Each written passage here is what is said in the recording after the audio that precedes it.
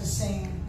My precious mother is with God, and she passed away about 5 years ago. And there's not a day that I don't miss her terribly. She was my best friend. She was so funny and really smart. But she was a worshiper and a teacher of the Word of God. Or she could preach. And she would sing, I am satisfied. I could hear her say to me, now you know I wouldn't sing that high. But I am satisfied. I am satisfied with Jesus.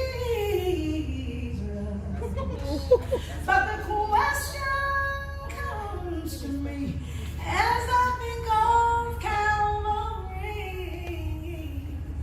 Is my master satisfied with me?